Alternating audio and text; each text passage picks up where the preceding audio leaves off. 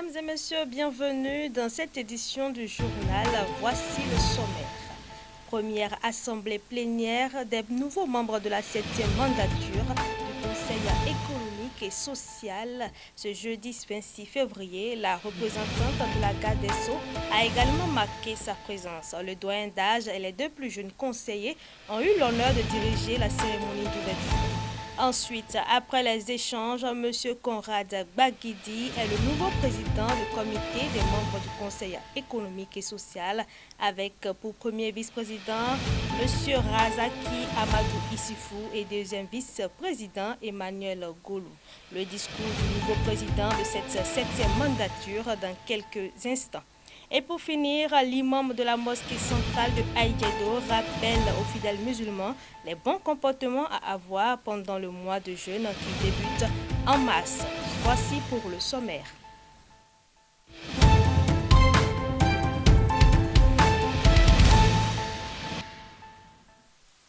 À nouveau, bonsoir. Ce jeudi 26 février 2025 a eu lieu la première assemblée générale des nouveaux membres du Conseil économique et social, la 7e mandature de l'institution à son siège. À cette rencontre, il a été question de procéder à l'élection des membres du bureau et dialoguer pour le bon déroulement de cette institution. Le doyen d'âge Wallis Zoumarou a eu l'honneur de présenter le discours d'ouverture.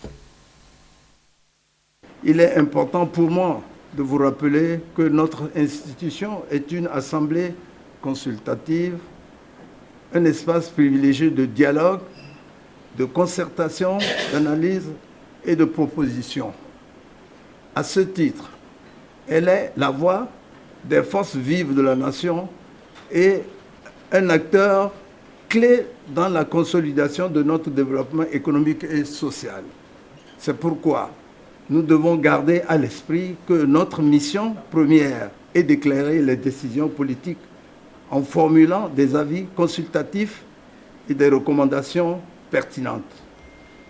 Le gouvernement, les partenaires sociaux et l'ensemble des populations béninoises attendent de nous des contributions solides et pragmatiques, capables de répondre aux défis actuels et futurs de notre pays. Mesdames et messieurs, cette première assemblée plénière qui s'ouvre ce jour sera consacrée à l'élection des membres du bureau du Conseil économique et social qui marque le point de départ de cette nouvelle mandature et conditionne son bon fonctionnement. J'invite chacun d'entre vous à participer à ce processus avec responsabilité et en ayant en point de mire les principes démocratiques et les valeurs cardinales qui fondent notre institution.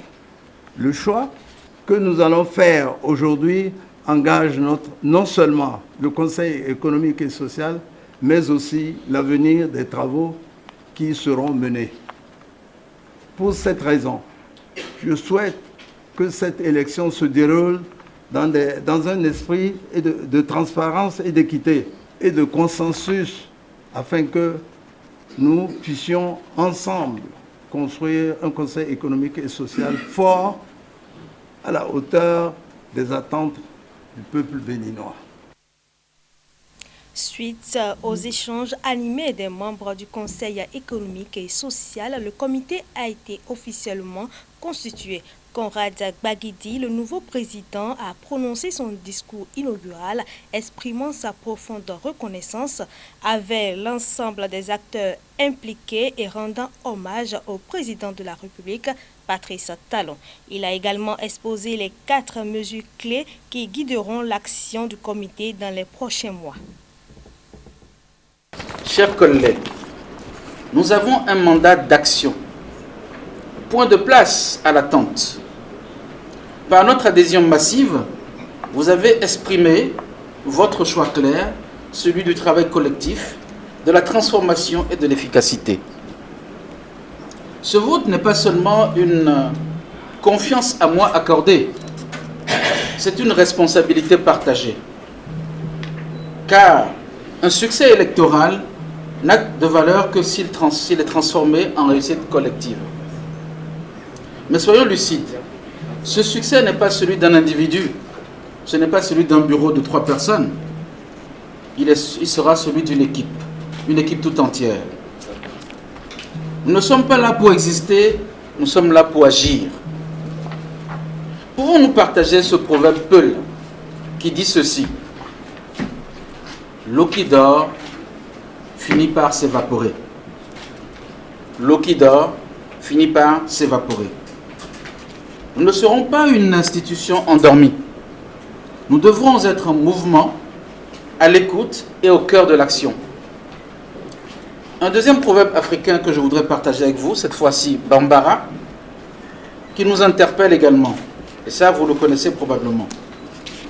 Mieux vaut danser et tomber que d'attendre et se laisser surprendre.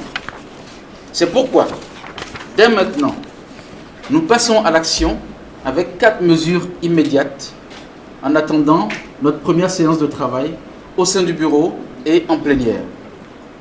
Premièrement, nous installerons les conseils départementaux, car une présence locale existe désormais par notre loi pour traduire concrètement les réformes et partager les voix des territoires. Deuxièmement, nous engagerons un séminaire d'intégration, car s'approprier les textes, harmoniser nos méthodes et établir une feuille de route sera une priorité. Troisièmement, nous rédigerons les textes réglementaires internes, définir les procédures précises pour assurer l'efficacité et la transparence de notre travail. Quatrièmement et enfin, nous travaillerons à renforcer le dialogue interinstitutionnel, car collaborer avec les autres institutions est la garantie que chaque citoyen soit informé et impliqué dans le développement de notre pays. Alors que le mois sacré du jeûne approche, la communauté musulmane se prépare à vivre une période de renouveau spirituel. Dans une interview exclusive accordée à l'équipe de MLTV, l'imam de la mosquée centrale de Aïdjedo a lancé un appel clair. Il est temps de rappeler aux fidèles l'importance d'adopter des comportements exemplaires pour vivre pleinement ce mois béni. Le prophète Mohammed, bénédiction et salut sur lui, nous dit qu'il se peut qu'il y ait de jeûneurs qui n'ont pour récompense que la faim. Et donc il y a bien sûr des gens qui jeûnent, mais qui n'ont aucune récompense. Ceci parce qu'ils n'observent pas les comportements qui sont proscrits pendant le jeûne, pendant le mois de Ramadan, tels que le mensonge. Il faut éviter pendant le mois de Ramadan, en tant que musulman, de mentir. Il faut éviter également la calomnie, la médisance, la diffamation. Et nous devons faire très attention parce que c'est monnaie courante chez nous. Il faut être généreux. Il faut partager ces bons moments, ces bienfaits et les biens que Dieu a mis à notre disposition également avec les autres. C'est le moment de renforcer le lien familial. C'est l'un des comportements qui sont vraiment souhaités pendant le mois de Ramadan. Il faut nouer de bonnes relations et surtout des relations qui nous viennent en aide sur le plan spirituel, sur le plan religieux. Et donc, pendant le mois de Ramadan, tout court, le musulman est appelé à être un bon musulman.